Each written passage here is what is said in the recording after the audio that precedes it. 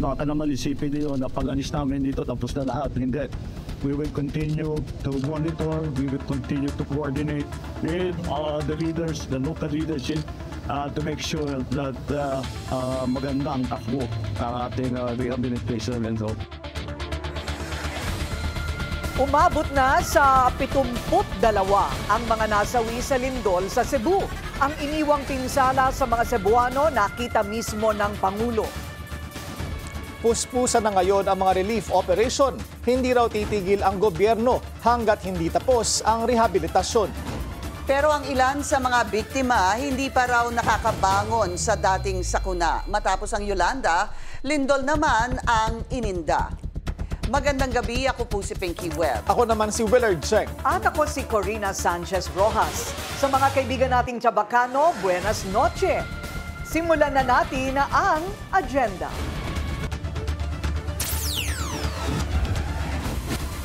Death toll sa lindol sa Cebu. Higit 70 na. PBBM at VP Sara binisita ang mga nasalanta.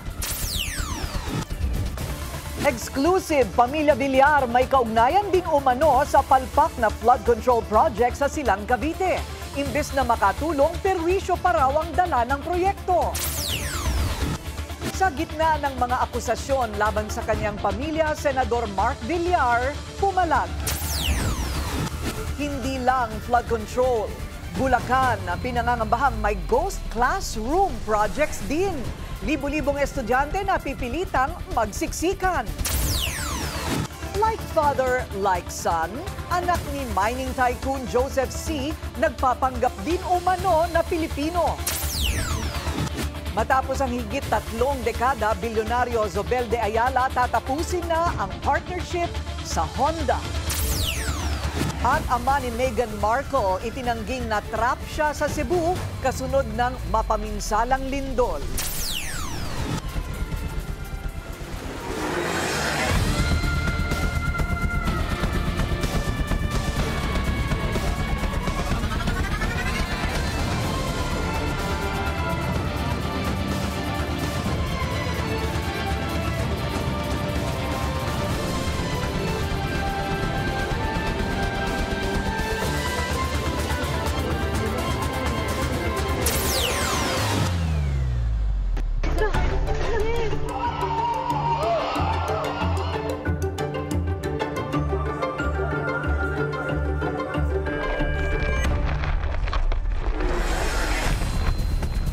Tumambad kay PBBM ang iniwang pinsala ng malakas na lindol na yumanig sa Cebu Martes ng gabi. Walang iwanan ang pangako ng Pangulo sa mga Cebuano. Ang detalye sa agenda report ni Andrea Salve. Siya'y live mula sa Ground Zero sa Bogo City sa Cebu. Andrea, kumusta na ang sitwasyon dyan? Maayong gabi, Corina. Andito ko ngayon sa tapat ng Bogo City Hall at sa mga oras na ito ay wala pa nga rin kuryente. Pero kanina, nung nag-ikot-ikot kami ay nakita namin na puspusan nga yung ginagawang pagkukumpuni ng mga empleyado para agarang maibalik yung kuryente dito sa lungsod. Itong kinatatayuan ko ngayon, Corina, kung babaybayin mo yung kalsada papunta rito sa Bogo City Hall, ay makikita mo yung mga residente na meron ng makeshift tent sa gilid. Sila yung mga residente na takot pa rin umuwi sa kanilang mga bahay hanggang ngayon. Bumagsak na kabahayan.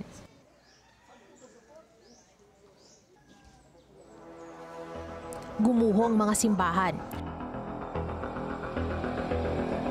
Libo-libong displaced families. Kawalan ng kuryente at tubig at hindi bababa sa 70 nasawing individual.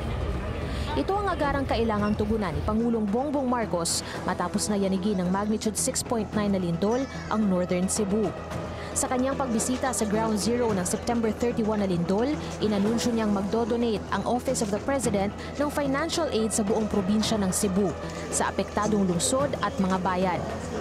180 million pesos na manggagaling sa pondo ng OP ang ilalaan para matulungan ang recovery efforts ng mga lokal na pamahalaan. 10,000 pesos naman ang ibibigay sa bawat pamilyang naapektuhan ng lindol. Baka naman isipin niyo na pag-alis namin dito tapos na lahat. Hindi. We will continue to monitor, we will continue to coordinate with the leaders, the local leadership, to make sure that magandang takbo ang ating rehabilitation and so. Kasama ng Pangulong nag-ikot sa Bogo City ang ilan sa kanyang cabinet secretaries. Ipinangako ni Energy Secretary Sharon Garin na within the day ay maibabalik na ang kuryente. Ang tubig naman ay tatrabahuin para maibalik sa lalong madaling panahon. Halos magdadalawang araw matapos ang kagimbal-gimbal na lindol, marami pa rin sa mga residente ng Bogo City ang mas pinipiling manatili at matulog sa labas. Yan ay dahil nawasak o damaged ang kanilang mga bahay at takot pang magsiuwi. Yung nalala ko, yung anak ko, naiwan sa balay. Tapos may kapitbahay kami nga malaki. Tapos ang dadaanan nila, maliit lang. Tapos bumagsak yung mga simento. Salamat ako sa Ginoo kasi walang nangyari sa kanila. May mensahe ang Pangulo sa mga biktima.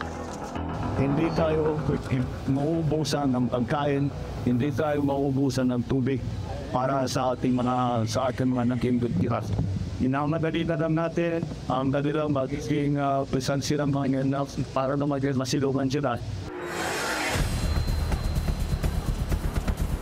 Corina, isa sa mga binisita ni PBBM sa kanyang inspection kanina ay ang Cebu Provincial Hospital kung saan nadatnan niya nga yung mga pasyente na nasa labas ng ospital.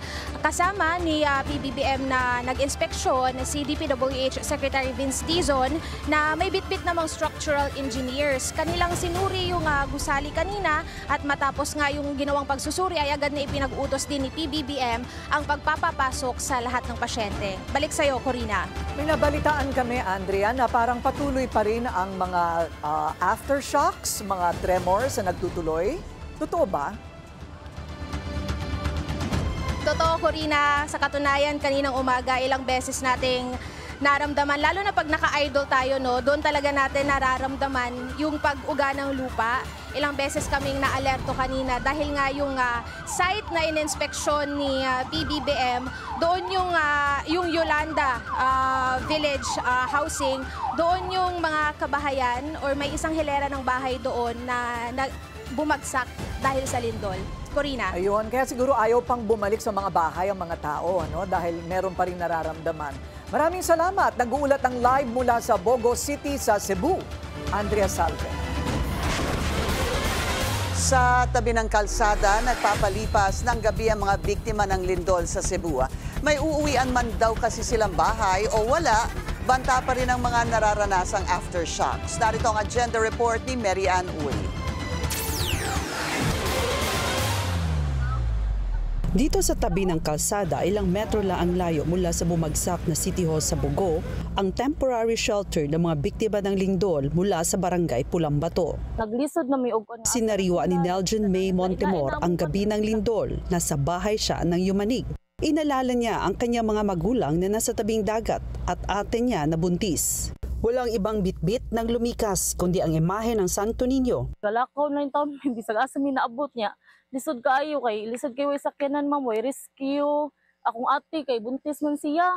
Gasakit na ang tiyan, yang mga bata gigutom, way tubig, wala jud tanan. Tunta nga kanang makita nila ang kahimtang sa mga tao nga matabangan mi nila, mga kanang mahatag jud nila ang kanang mga hinabang mamba nga maiya-iya jud dili nga kanang pinili lang. Malapad ang lugar kung saan natutulog at naghihintay ang mga biktima ng lindol sa Bogo.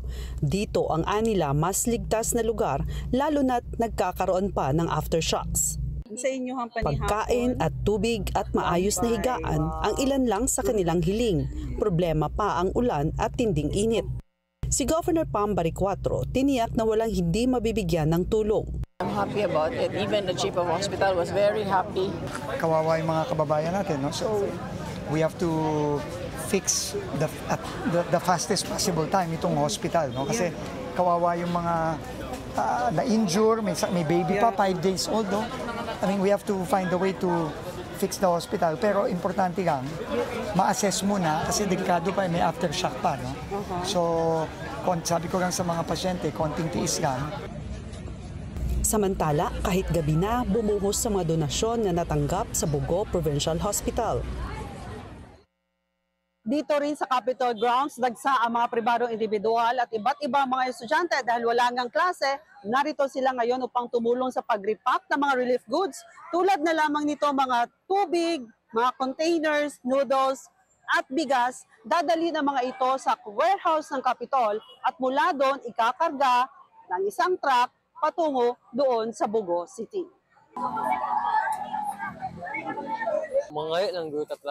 Ang mga estudyanteng tulad ni Jack, isa lang sa mga naglaan ng oras para makatulong sa mga biktima ng lindol. We did this for a reason. Marami pa ang handang tumulong sa pagbangon mula sa trahedya. Para sa agenda, Mary Ann Uy, Billionaire News Channel, Cebu. Patuloy ang nararanasang aftershock sa Cebu. Ayon sa PHIVOLCS, nakapagtala na sila ng mahigit 2,900 aftershocks mula ng tamaan ng lindol ang Bugo City Martes ng gabi. Posible pa rin daw magtagal ang aftershocks ng ilang araw pero hihina na ito. Dagdag ng PHIVOLCS, ang magnitude 6.9 na lindol ang pinakamalakas na pagyanig sa Cebu sa nakalipas na 400 taon. Tumaas pa ang bilang ng mga nasawi sa magkakasunod na bagyo at habagat. Nasa 38 na ito ayon sa NDRRMC. 20 ang naitala sa Bicol Region. 41 naman ang naiulat na sugatan habang 15 ang nawawala. Umabot naman sa higit 1 milyong pamilya ang naapektuhan ng kalamidad sa 16 na rehiyon sa bansa. At matapos po ang Mirasol, Nando at Opong, si Bagyong Paulo naman ang binabantayan ng Pag-asa ngayon. Kaugnay niyan, makakausap natin si Pag-asa Weather Specialist Grace Castañeda. Ma'am Grace, magandang gabi po sa inyo. Ano na ang latest dito sa Bagyong Paulo? Magandang gabi din po, Miss Pinky, at sa ating mga taga-subaybay. Sa kasalukuyan nga po, bahagya pang nag-intensify si Bagyong Paulo habang binabaybay pa rin yung karagatan. Huli itong namataan sa line 480 kilometers east of Baler, Aurora. So taglay na po nito ngayon yung lakas ng hangin na 85 kilometers per hour malapit sa sentro at bugso ng hangin na umaabot sa 105 kilometers per hour. So kasalukuyan po, mas dumami na yung areas natin under wind signals. Meron na tayong wind signal number 2 sa Isabela, northern portions ng Quezon at Nueva Vizcaya, maging sa Kalinga, Mountain Province, Ifugao at northern portion ng Aurora. Samantala, wind signal number 1 naman po sa Cagayan, rest of Quirino, Nueva Vizcaya, maging sa Apayao, Abra, Benguet, Ilocos Norte, Ilocos Sur, La Union, Pangasinan sa northern portion ng Zambales, maging sa Tarlac, Nueva Ecija, rest of Aurora, northern portion ng Bulacan at Pampanga, maging sa northern portion din po ng Quezon, kasama na yung Polillo Islands, sa Camarines Norte, northern portion ng Camarines Sur, maging sa area din po ng Catanduanes, kung saan yung mga areas na nabanggit po natin, makakaranas sila ng mga malalakas po na hangin na dala nito ni Bagyong Paulo. Sa mga susunod po na issuance natin, madadagdagan pa po yung mga areas nito at yung ibang areas ay itataas pa habang papalapit na nga po itong si Bagyong Paulo. And during the passage po ni Bagyong Paulo, yung highest possible wind signal number natin is 3, but hindi po natin ni-rule out yung patuloy na pag-intensify pa niya into a typhoon category. So yung worst case scenario po natin is wind signal number 4. But either 3 or 4 po yung ganito pa rin kalakas na hangin, posible pa rin po itong magdulot or may kalakasan po ito. So magdudulot pa rin po ito ng damages, lalong-lalo na sa mga structures na gawa sa light materials, sa mga pananim po natin, and also posible din po itong makasira ng mga kable ng kuryente. So during the passage, posible pa rin po tayong mawala ng power supply, kaya po paghahanda para sa ating mga kababayan. So in-expect din po natin sa mga pag-ulan din po, no, mostly yung mga pag-ulan po natin nandito sa area ng Cagayan Valley and also sa may Central Luzon. So today to tomorrow afternoon po, nandun na yung mas malalakas po na pag-ulan natin, lalong-lalo na bukas. Mostly nga po dyan sa area ng Northern Luzon and Central Luzon area po. Sabi mo, Grace, today and tomorrow mararamdaman yung lakas ni Paulo dyan sa Northern Luzon. Yes, so simula po ngayong gabi, no, but expect po natin bukas po yung mas peak or yung mas mararamdaman na po natin. Dahil tomorrow nga po yung ina-expect po natin na tatawid na po siya dito sa may mainland ng northern and central Luzon. So, I see. But meron bang forecast sa landfall? Yes po, Miss Pinky, yung landfall po natin, posible po sa southern Isabela or northern Aurora tomorrow po ng umaga. So, expect nga po natin magsisimula na po lalo bukas yung peak na mararamdaman natin, yung lakas ng hangin and also yung malakas din po na pag-ulan.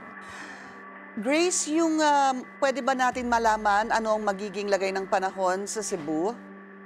For the area po ng Cebu, Miss Pinky, sa kasalukuyan po is meron tayong mga scattered po na mga pag-ulan na mararanasan dahil nga po dito sa trough naman ni Bagyong Paulo. So expect po natin medyo may mga pag-ulan po tayo. Sometimes medyo malalakas po yung mga pag-ulan na yun. Kaya naman po doble ingat pa rin sa mga kababayan po natin doon. At patuloy kaming makikipag-ugnayan sa inyo dyan sa Pag-asa. Maraming salamat, Pag-asa Weather Specialist Grace Castañeda. Maraming salamat.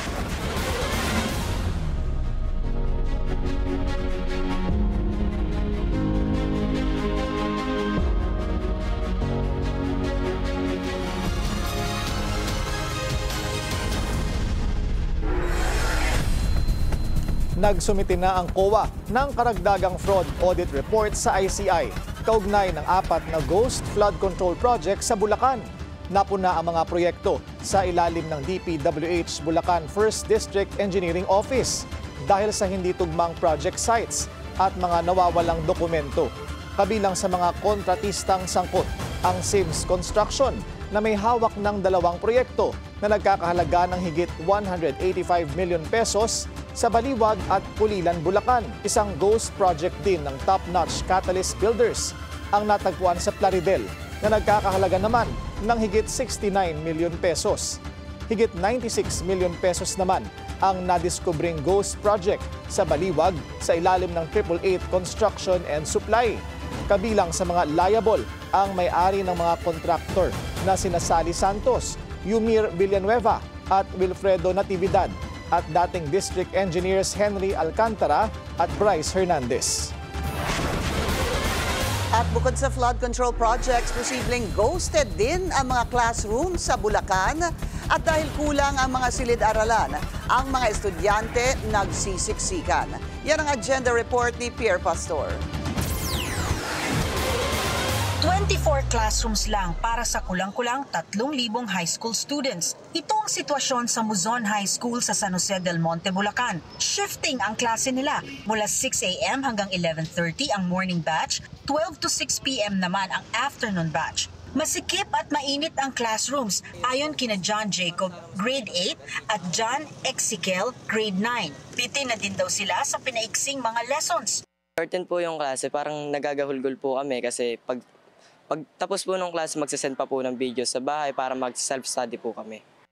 Bitin po sa oras ang mga discussion, mga student ay hindi po nakaka-aral ng maayos dahil konti lang po yung oras. Hinati na kasi sa 2 ang mga classroom para ma-accommodate ang dumaraming estudyante. Sa kabila nito, napatapos naman ni Mami Annalyn ang 3 niyang anak dito sa Muzon. Kwento niya, tinitiis lang nila dahil ito ang malapit sa kanilang tinitirhan. Kulang ang mga upuan at may problema pa sa kuryente. Bigla na lang daw namamatay dahil hindi ito maintain. Kaya't init na init ang mga bata. Ano sila, isiksikan kasi parang sa isang classroom 40 yata sila. Parang kulang ba yung natutunan nila kasi siyempre maiksi yung oras. Tumanggi namang magpa-on-cam interview ang principal ng Muzon High School. Sinabi niyang pilit na lang nilang binibigyan ng quality education ang mga estudyante. Inihayag din niya ang labis na pagkadismaya sa nakikitang hirap ng mga kabataan sa kanilang lugar, samantalang nahihiga sa bilyong pera ang mga opisyal ng Bulacan. Ito rin ang ikinababahala ng Kabataan Party List. Hindi lang sa flood control project may nakukurakot, posibleng may ghost classroom projects din. yung mga reasons na binibigay sa atin, no, because DPWH ang may hawak ng paggawa ng classrooms, tas inuuna ng DPWH yung ibang infrastructure projects. Yung nakuha nating sagot from Secretary Angara of the Department of Education ay dahil inuuna daw nila yung mga bridges and roads, na di-prioritize yung classrooms. Pero we know the truth. Ang pinaprioritize nila ay flood control projects, kung saan malaki ang kickback ng lahat ng involved. Sa data ng Kabataan Party List, pinakamalaking classroom deficit umano ang sa Administrasyong Marcos Jr. na nagkukulang ng 165,000 classrooms. Sa panahon ni Arroyo, 66,800 lang. Sa panahon ni Aquino, wala umano at kay Duterte, 91,000. Bukod pa rito, sinasabing aabot sa 3 milyon ang halaga ng ipinatatayong classrooms ng gobyerno. Hindi naman daw aabot sa 100,000 ang magagastos sa bawat isa. DPWH pa rin daw ang dapat na singilin dito dahil sila naman ang naatasang gumawa ng mga classroom. Para sa Agenda, Pierre Pastor, Billionaire News Channel. Sa ibang balita, nagulantang ang DLSU Manila dahil sa isang bomb threat. Agad naman rumisponde ang mga otoridad sa umano'y banta. Narito ang agenda report ni Sheila Salaysay. Online muna ang lahat ng klase sa De La Salle University, Manila ngayong linggo. Nakatanggap kasi ng email kahapon ang estudyante na si Peter Basco na naglalaman ng umano'y bomb threat na nakasulat sa Bisaya. Matapos ang isinagawang security sweep ng mga otoridad, walang natagpo ang bomba. I am calling also the attention of Alasan leadership to investigate effect will have an investigation but the national Philippines.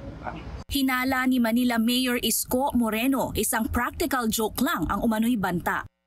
Sa kabila nito, nananawagan ang mga otoridad sa publiko na manatiling alerto at kalmado. Huwag din daw magpakalat ng maling impormasyon habang nagpapatuloy ang investigasyon. Para sa Agenda, Sheila Salaysay, Billionaire News Channel. Pamilya Villar, may kaugnayan din umano sa palpak na flood control project sa Silang Cavite. Susunod yan sa Agenda.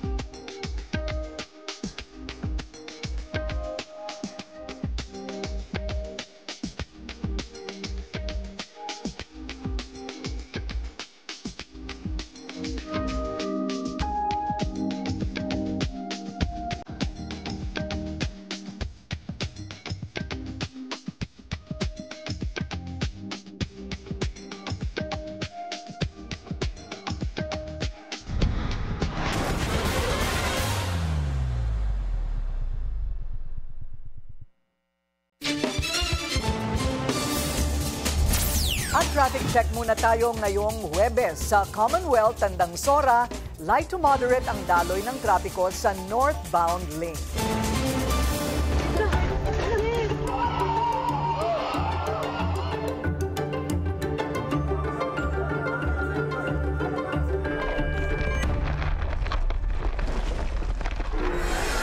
Umakyat na sa 72 ang bilang ng nasawi sa malakas na lindol sa Cebu.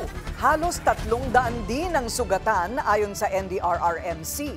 597 naman ang nasirang mga bahay kung saan halos 100 ang totally damaged. 87 na infrastruktura rin ang apektado kasama ang isang sikat na fast food restaurant sa Bogo City. Gumuguho talaga, sir. Paano? Parang ginanong sa amin. Tapos, yung kabilang side ng building namin, bumagsak talaga. Mabuti yung mga tao nandito sa harapan lahat. Kinakabahan po kami ngayon kasi palagi po may aftershock. Hanggang ngayon, hindi po namin mabibilang yung aftershock kung ilan ng aftershock ngayon. Kasi marami na kasi, sir. Tulad ng Office of the President, nagkasa rin ng relief operations ang OVP sa Cebu. Personal na pinuntahan ni VP Sara ang mga apektadong lugar habang dala ng kanyang opisina ang food at non-food items para sa mga biktima ng lindol. Buong araw nasa Cebu ang bise kaya't hindi siya nakadalo sa budget deliberations ng Kamara sa proposed 2026 budget ng kanyang opisina. Doble dagok ang naranasan ng 40 anyos na si Alberto Catarman matapos maranasan ang Super Typhoon Yolanda sa hindi pangkaraniwang lindol naman siya na biktima. Ang detalye sa agenda report ni Andrea Salve.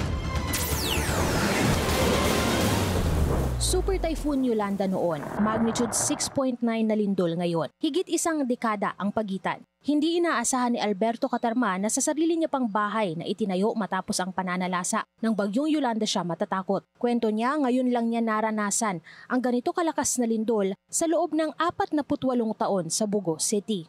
Kasabot niya itong linugag yun. Grabe yung kusuga. Di kabarog ang tao eh. Murag ilabay o mubarog.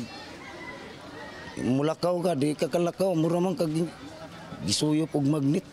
8 individual ang nasawi sa Yolanda Village Housing sa Barangay Pulambato. Kasama rito ang pamilya ng pamangkin ni Alberto. Sa tagal ng rescue, siya na mismo ang humukay sa labi ng pamangkin, asawa nitong buntis at 2 nilang anak. Nagka-obdue town siya. Naghapa siyang anak niya, ang asawa. Naghapa po siyang anak niya. Pagkuha na ko ang ilahang mga naong, nakuha na tao, nga pilo na. Kasama ang iba pang mga residenteng takot umuwi sa mga bahay, nanatili ang pamilya ni Alberto sa isang open area na nasa loob lang din ng tinitirhang village. Pero kagabi, nang tumama naman ang magnitude 5 na lindol, kanya-kanya raw sila ng takbo palayo, lalo't malapit lang sila sa dagat. Iyo lang minianing mga balay-balay ang ginagmay. Kay man gyud mi kay ikagasto ang buhat mi among kapuy-an nga tarong. Dili man mi pwede mabalik dito kay hadlok ng yun kuanan kay gibawal pa mas amo nga di yun pasudlon diri.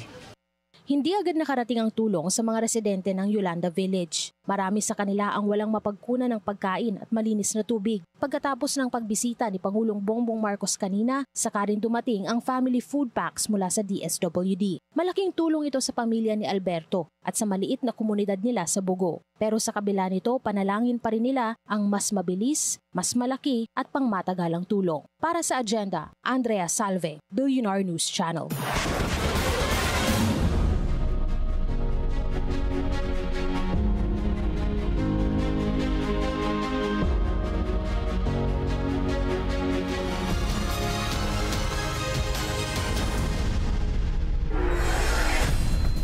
Iligal na nga ang pagkubra ng kontrata sa gobyerno, hindi pa maayos ang trabaho.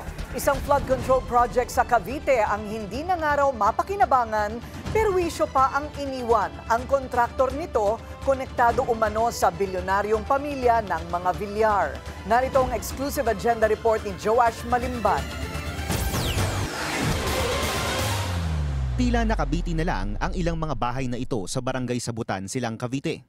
Matapos gumuho ang lupang pinagtitirikan nito kahapon na parte pala ng isang ongoing flood control project. Located ang proyekto sa likod lang mismo ng munisipyo ng Silang. Ayon sa caretaker ng isa sa mga nakabiting property na si Edwin Domingo, imbis na makatulong, nakaperwisyo pa raw ang proyekto at tila nailagay pa ang kanilang mga buhay sa panganib. Kapantay lang dito po, binakbak lang. Pero yung ilog hanggang ganyan, yung ilog.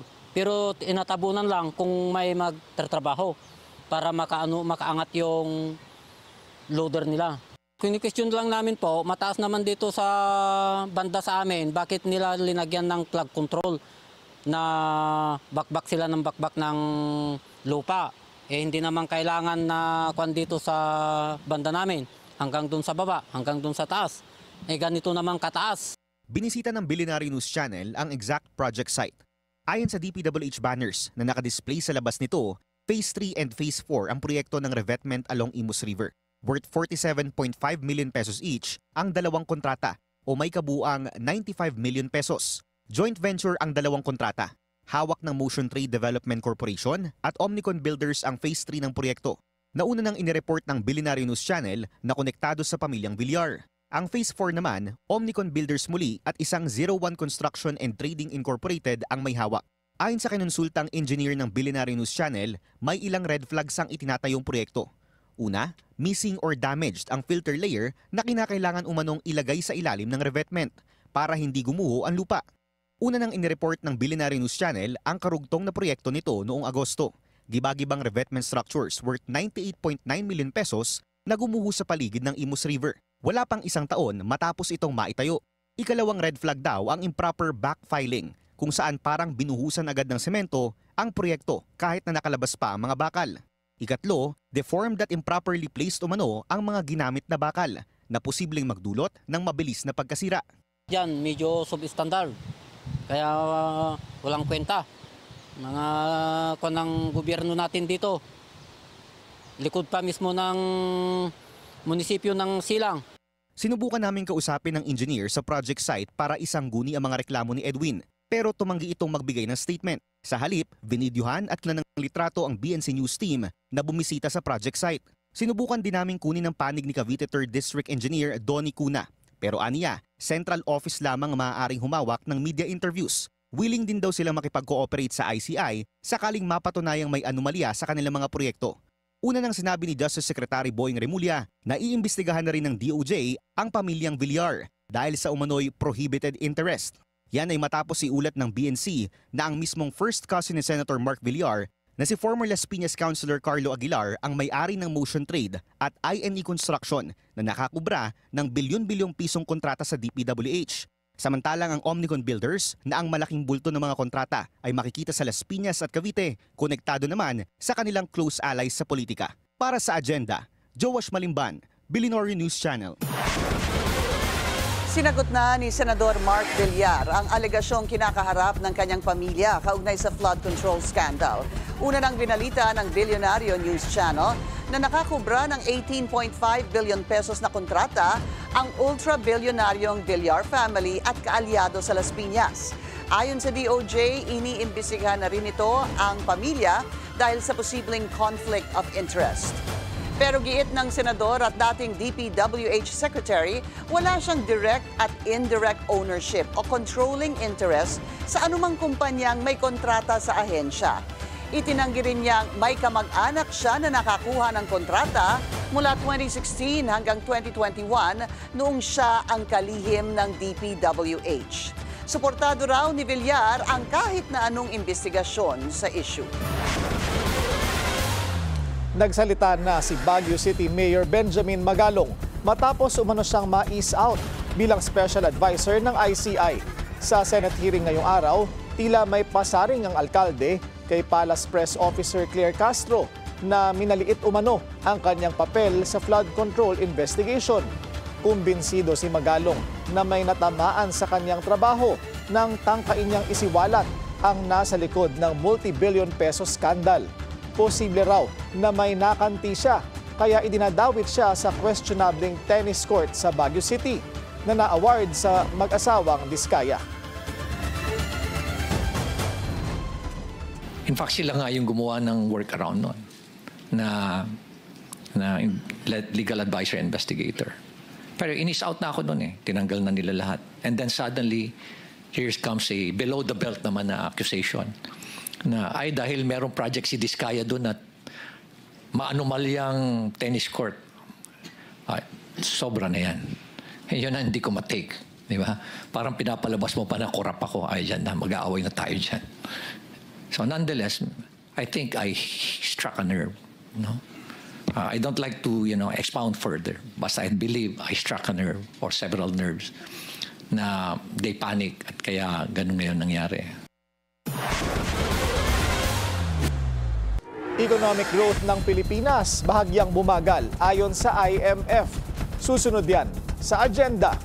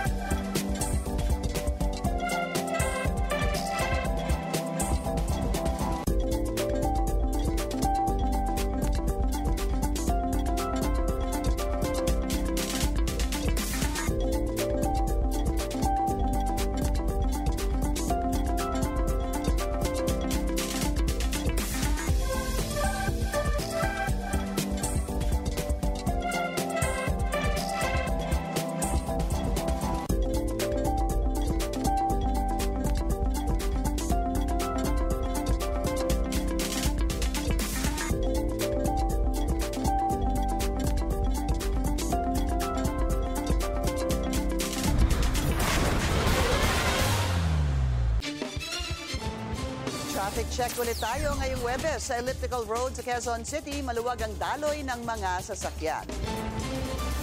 Nagsampa ng panibagong kaso ang NBI laban kay Guo Waping o mas kilala bilang dismissed Bamban Tarlac Mayor Alice Guo. Kaugnayan ng pagtatayo ng negosyo at pagbili ng mga ari-arian sa Marilao, Bulacan.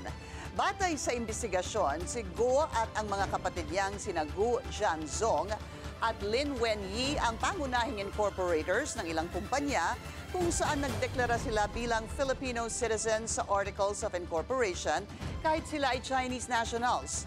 Nahaharap sila ngayon sa kasong falsification of public documents at paglabag sa anti-dummy law.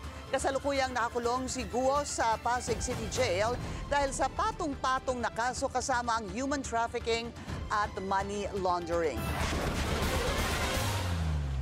Hindi lamang ang tinaguriang Alice Guo 2.0 na si Joseph C. ang nagpapanggap umano na Pilipino, kundi maging ang anak nito.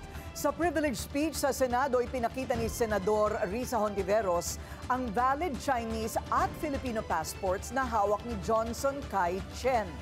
Maging sa birth certificate, nakalagay na ang nanay niyang si Bao Han Kai at tatay niyang si Chen Zhenjong ay kapwa Chinese nationals. Pero sa isa pang birth certificate na nakuha umano via late registration, Pilipino na ang kanyang tatay na si Joseph Hue C.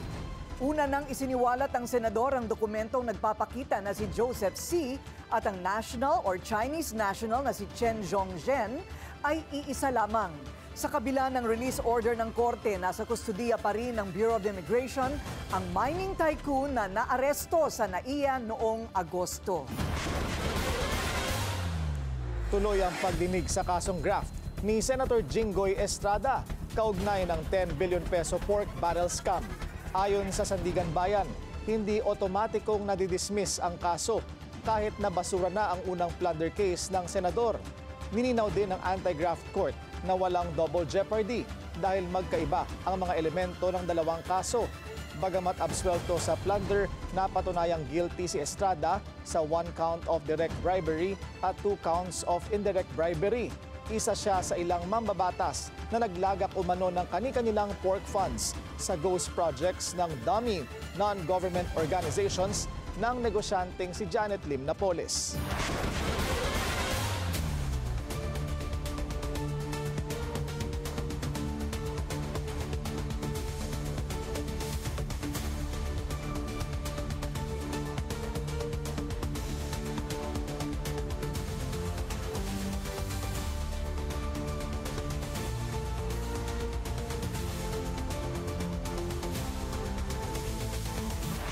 Bahagyang bumagal ang paglago ng ekonomiya ng Pilipinas ayon sa pag-aaral ng International Monetary Fund. Alamin kung bakit sa agenda report ni Paulo Barcelon. Itinakda ng IMF ang economic projections nito para sa Pilipinas sa 5.4% sa 2025 at 5.7% sa 2026, mas mababa ng 0.1 at 0.2 percentage points kumpara sa kanilang huling taya noong Hulyo. Dahil daw ito sa mas mahinang economic performance ng bansa sa unang half ng 2025, bunsod ng Trump tariffs na ipinataw sa Philippine exports. Inaasahang makakakita rin ng negative growth momentum sa second half ng taon. Tansya rin ng IMF na nasa 1.6% ang average inflation sa 2025 dahil sa patuloy na pagtaas ng presyo ng pagkain at transportasyon. Mananatili naman ang core inflation sa 2.5% sa 2026. Ayon pa sa IMF, mahigpit nilang binabantayan kung paano makaaapekto sa ekonomiya at tiwala ng mga investor ang issue ng flood control scandal. It's not yet clear whether and how these allegations will impact investor and private sector confidence, as well as how their perceptions and behavior. We will continue to monitor the developments and we'll provide an update. Hinihimok din ng IMF ang pamahalaan na maglaan ng mas maraming pondo para sa climate adaptation at resilience sa harap ng mga bagyong tumama at isang malakas na lindol na naranasan ng bansa ngayong taon. Climate shocks do work like a supply shock. They tend to raise inflation and lower output. We understand that the Philippine government has a comprehensive and proactive plan for climate change adaptation. Dagdag ng IMF, dapat ding bigyang prioridad ng bansa ang digitalization of payments at pagsisigurong mapapababa ang trade barriers, kaakibat ng ASEAN chairmanship ng Pilipinas at pag-host nito ng ASEAN Summit sa susunod na taon. Para sa agenda, Paulo Barcelon, Bilyonaryo News Channel. Naibenta na ni Bilyonaryo Andres Soriano III ang kanyang 22% stake sa The Bistro Group kay Chooks to Go founder Tennyson Chen sa halagang 1.91 billion pesos. Ibinenta ito ng A. Soriano Corporation o ANSCOR sa Inoza Business Holdings ni Chen. Ang Bistro Group ay operator ng mahigit 200 premium casual dining restaurant tulad ng Italianis at TGI Fridays. Matapos i-let go ang ilang motorcycle brands, binitawan na rin ng bilyonaryo Zobel de Ayala family ang Honda dealerships nito sa bansa. Alamin kung bakit sa agenda report ng ating mobility correspondent, G. Baroga.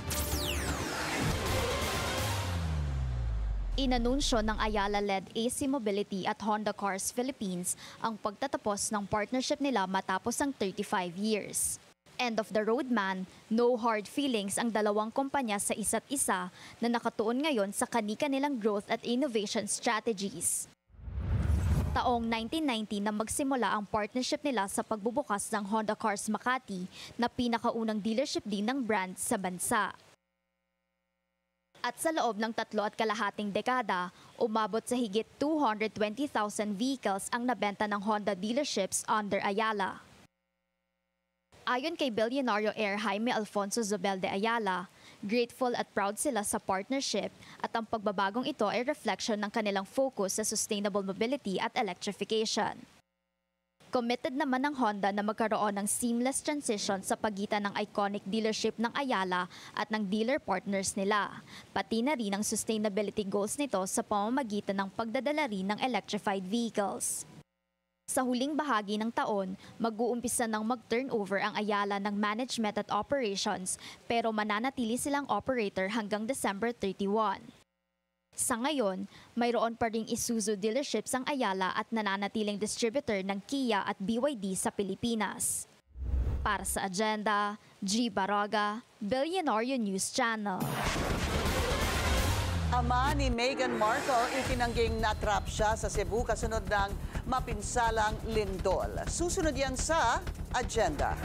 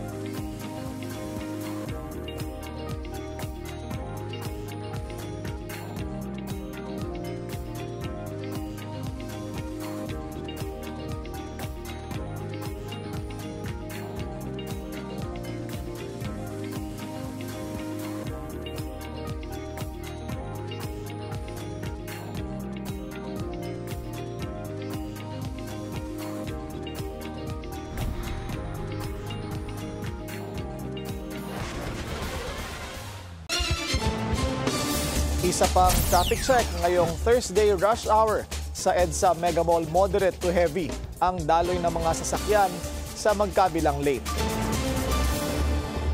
Sa paglalim ng investigasyon ng DOJ sa flood control scandal, marami na raw ang nakikitang dawit na opisyal. Ilan umano sa mga ito ang gustong makipagkita kay Justice Secretary Boying Remulla, kabilang na ang mga bilyar. Ang detalye sa agenda report ni Ivy Reyes.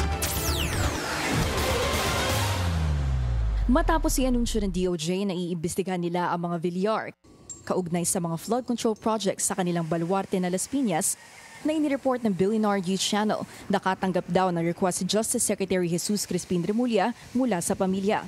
There was an effort to set a meeting, pero wala. Hindi pa raw siya nakakasagot sa mga bilyar, pero mas gugustuhin daw ni Remulla na makipagdialogo sa mga ito sa isang formal meeting. Planong imbestigahan ang mga bilyar dahil sa umano'y prohibited interest sa pagitan ni Senator and former DPWH Secretary Mark Villar at pinsan nitong si Carlo Aguilar. Si Aguilar nasa likod ng IE Construction na nakakubra umano ng 18.5 billion pesos worth of contracts sa Las Piñas. Nitong eleksyon, tumakbo rin si Aguilar katiket ni former Senator Cynthia Villar bilang mayor. Sa 200 individual na nasa listahan ng DOJ, kung saan 67 ang umano'y contractors, may 2 na rin daw na lumapit kay Remulla.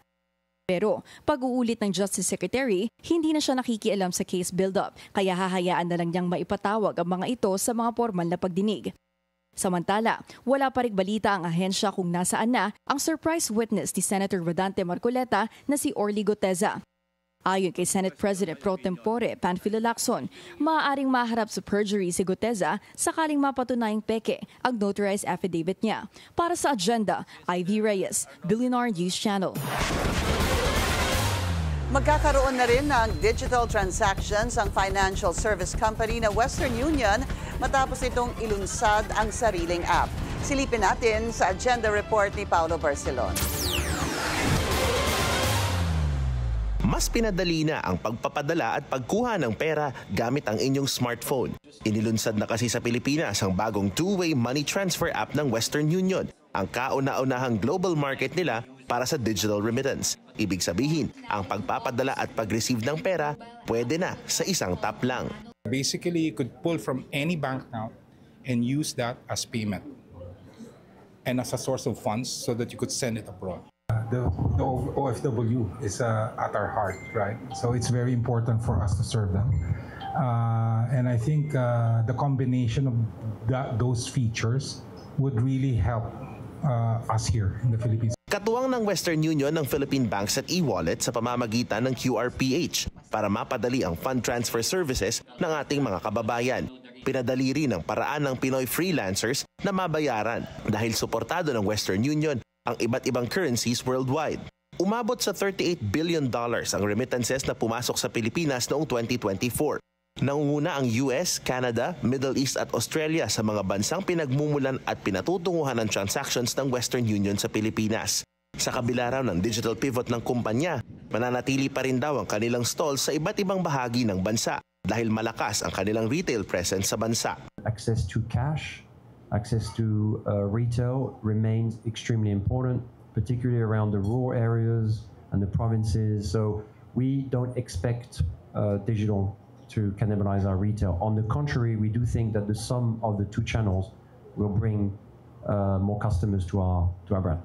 Sinisiguro rin ng Western Union na ligtas at secure ang kanilang transactions na may kasama pang best-in-class customer service. Available na ang app sa Apple App Store at Google Play. Para sa agenda, Paolo Barcelon, Billionaire News Channel.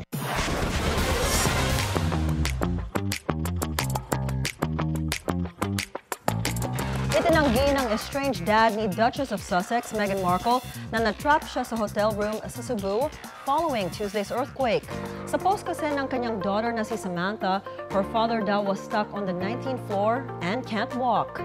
She even slammed whom she called her disgusting evil sister for allegedly putting their dad in this position. But sa interview with TMZ, Thomas Markle said he is safe sa kanyang hotel room. Dagdag niya, his hotel was 100 miles from the epicenter and hindi affected ng quake. Hindi rin daw niya nakakausap si Samantha so hindi niya alam kung saan nanggaling ang kanyang claims. Now, aside from Samantha, he also still hasn't spoken to Megan. Tributes pour in para kay scientist and global activist Jane Goodall, who passed away at 91. For Leonardo DiCaprio, the world lost a true hero for the planet, an inspiration to millions, and a dear friend.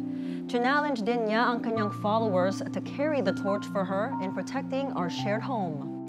Ganyan din ang mensahe ni Jane Fonda, saying, "The best way we can honor Goodall's life is to treat the earth and all its beings like our family with love and respect."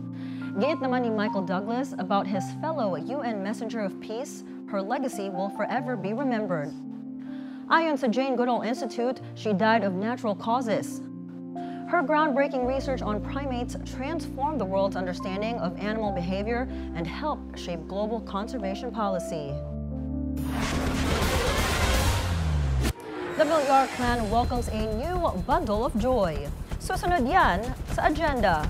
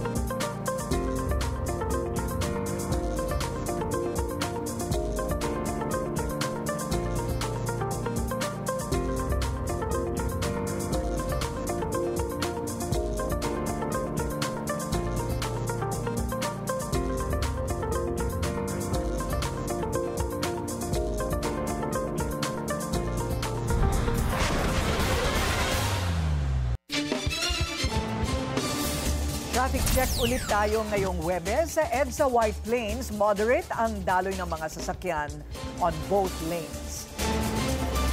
At makakausap po natin ngayon Cebu City Mayor Nestor Archival. Mayor Archival, magandang gabi po sa inyo. Magandang gabi sa inyong lahat. Okay, Mayor, kamusta po ang mga kababayan natin dyan sa Cebu City? For now, for your information, medyo normalized na tayo. Ang what is lacking is the inspection sa lahat na building. We are now actually something like 70% sa inspection sa mga schools at sa mga government buildings. Okay. Yun lang ang medyo major natin na tinatrabaho. Yun po ang kailangan tingnan sa mga oras na ito, sa mga araw na susunod din to look into the structural integrity of the buildings because of the earthquake. That's correct. Yeah. That's correct, ma'am. So 70% ang sabi niyo, Mayor, ang na-inspect na. And so far doon sa 70%, ano po ang update? Mayroong dalawang building na medyo kailangan pang i-confirm. Ang kailangan pong, could you say that again, Mayor? I-confirm. I-confirm? I-confirm na mayroong konting diferensya. Opo. And would you be able to tell us which buildings these are? No, we cannot do that right now. Okay. And patuloy po yung 30% na natitira po na kailangan pang i-check ang structural integrity ng mga building po. Kailan ho inaasahang matapos ito? Well, probably Saturday or Sunday. But right. for the private buildings, we are actually giving the responsibility sa mga owners sa mga building. Now, if they need some help from the government, well, we have our engineers plus the engineers who are volunteering We have volunteer engineers actually. All right. Kamusta? Yung pong meron ho ba tayong mga kababayan dyan sa Cebu City that were injured because of the quake? Any update on that, sir? Yes, we have only 5 and just injured. Minimal. Yes. Minimal injury. That's correct. Marami po sa mga kababayan natin na naging critical po yung kanilang kalagayan, especially in Bugo. Ang sabi po sa amin, due to the reports, ay dinala po dyan sa Cebu City? That's correct, yes. Yeah. Well, the hospital na karamihan dinala is dito sa Provincial Hospital, nandito sa Cebu, Soto. Yeah. Vicente Soto. Vicente Medical Soto. Center. Yes. Mayor, kamusta po ang lagay ng mga dinala po dyan, if you would be able to give us any update? Well, so far, wala namang nabigay na report na critical. So far, wala akong nakuha na mga reports. But dito sa hospital ng mga private, they were giving us information that if hindi na kaya sa government hospital, they are willing to accept these victims. Yeah. Kamusta po yung sa provincial hospital? Punuan ho ba?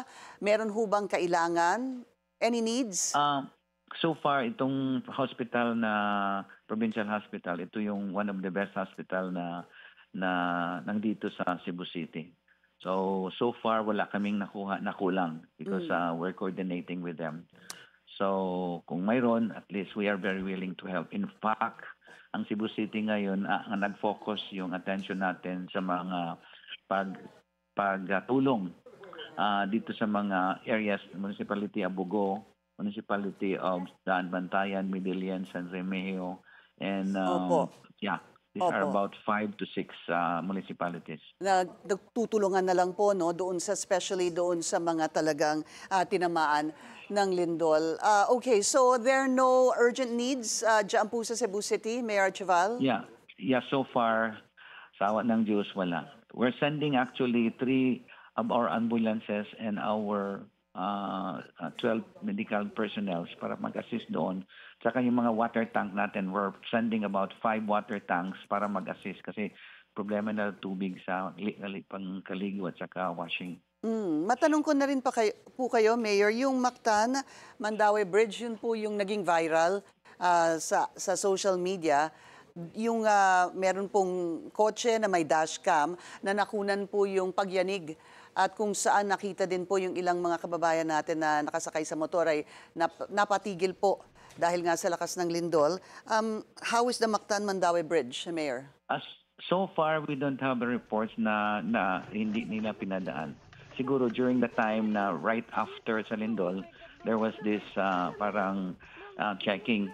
At the same time, dito sa tunnel ng SRP, actually, hindi namin pinapasok yung mga vehicles. But right now, na-clear na. So mayroon ng all the vehicles can pass through the tunnel already. All right. So in terms of its integrity, any update on that, Mayor? Integrity, walang problema. It's okay. So far. Nagsabi si DPWH. Okay. Maraming salamat po sa inyong oras. Cebu City Mayor Nestor Archival. Salamat, Ma'am Pinky. Bye-bye. Tila maraming humahadlang sa ombudsman bid ni Justice Secretary Boying Remulla. Ipinapadisbar na siya ngayon ng Duterte Block dahil pa rin sa pagkakaaresto kay FPRRD. Narito ang agenda report ni Ivy Reyes.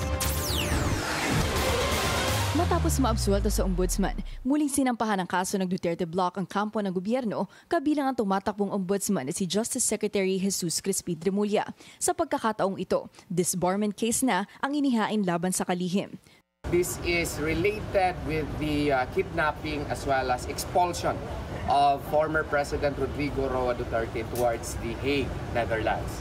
So in the light of the fact that the family has decided to file a disbarment complaint against these lawyers who happen to be high officials of the land, Acting Mayor Sebastian Z. Duterte decided to file it himself in behalf of the family. Bukod kay Remulla, pinapadisbar din sina Defense Secretary Gilberto Chidoro, Justice Undersecretary Nicholas Felix T. at Prosecutor General Richard Fadulion. Kasama rin sina Prosecutor Fadulion at Yusek T. sa mga sinampahan ng kaso ni Presidential Sister and Senator Amy Marcos dahil sa umunoy iligal na pagkakaaresto kay FPRRD.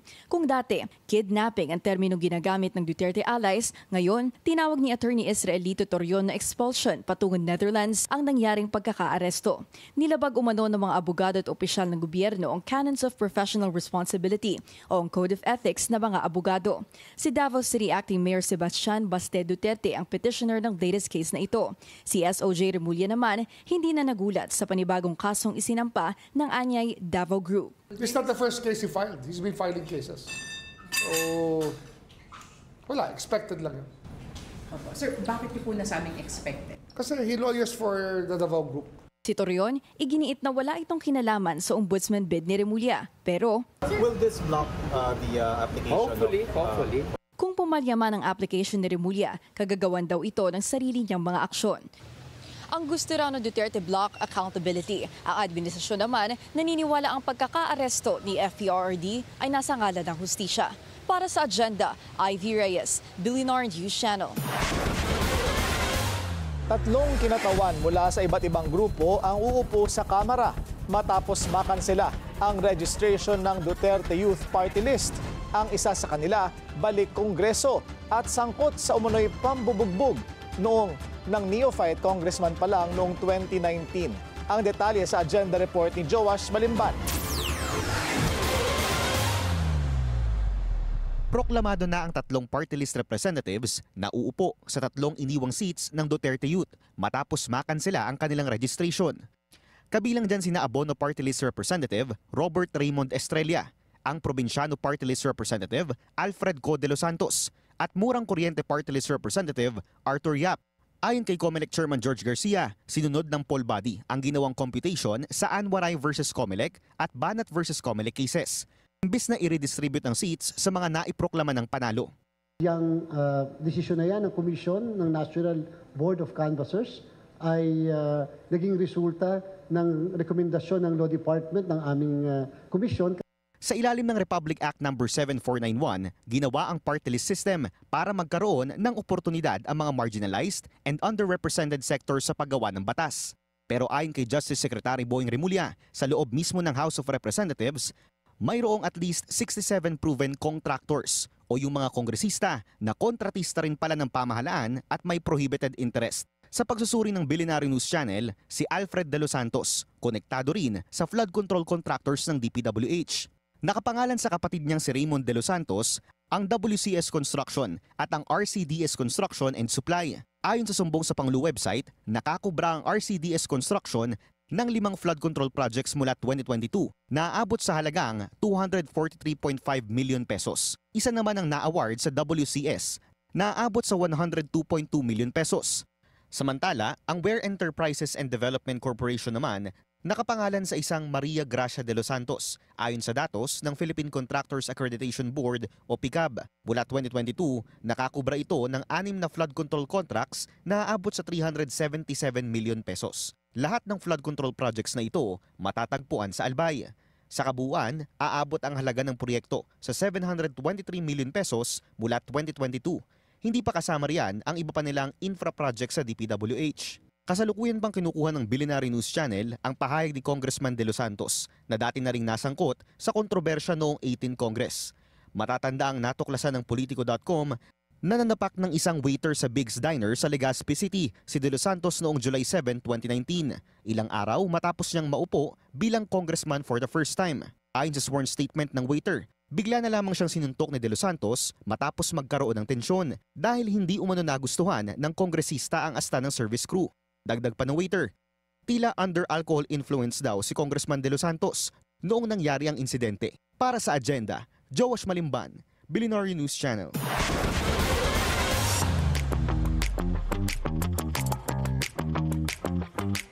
For the first time in over 30 years, dumalo si Johnny Depp sa Paris Fashion Week. Kabilang siya sa A-listers na nood ng runway show for Dior's Spring-Summer 2026 collection. Naroon din ang First Lady ng France na si Brigitte Macron, maging ang other Hollywood stars na sina Jenna Ortega, Jennifer Lawrence, and Anya Taylor-Joy. Also in attendance, K-pop sensations Jimin and Jisoo, who, not surprisingly, got the loudest screams from fans. Paris Fashion Week runs through October 7. The Villar clan just got bigger. Senator Camille Villar and Erwin Genuino welcomed their daughter, Camille Claudia. At her lolo, ultra-billionario Manny Villar couldn't be prouder. Anya sa social media post, so much love and joy in our hearts as we welcome our newest apo. Dagdag ng dating senador, we're overjoyed and grateful for this beautiful gift of life. And that's it from my end. I'm Monique Tuzon. Back to you, Karina, Pinky, and Willard. Ang cute nung apo. Oo nga, what a bundle of joy. Pero sa mga panahon ngayon, para mapapaisip ka rin kung many kids don't want to have children. Yeah. Hindi ba? Maraming ganon. Kasi talaga ba? Mahal. Mahal. Oo. At saka parang ang mundo. Iikot talaga ang mundo sa mabaliktad anak, na. di ba? Ha? Iikot talaga ang mundo sa mga anak. Totoo. No? Yes. And you also wonder if you want to bring them into this kind of world. Di ba? Pero kaya yan ni Camille. Kaya niyang, ang mundo ng kanyang anak, I'm sure. Cute din yung kanyang panganay kasi. Ganun ba? Yes, very, very. So, anyway, napag-uusapan lang po yan para medyo light, para medyo magaan, kahit na napakabigat ang dinadala ngayon ng Cebu, at kami po'y patuloy na nagpapanalangin para sa lahat sa inyo. Alright, so sabi nga nila, kailangan manatiling matatag yung ating mga kababayan doon. And I said it already yesterday, what can we do except, volunteer if we can help, donate. Donate Yes. hanggang kaya po natin. At syempre, pagdasal po natin yung ating mga And also kababayan. figure out, Pinky, if some of those were substandard structures, hindi ba? Pagkakataon na rin yan. Nandun naman sila, Secretary Vince, bumisitan sila kahapon. Alright, it's 84 days to go before Christmas. Yan po ang ating agenda ngayong gabi. Ako po si Pinky Webb. Ako si Willard Cheng. At ako si Corina Sanchez Rojas. Sa bawat issue may anggulo at ang balita may agenda.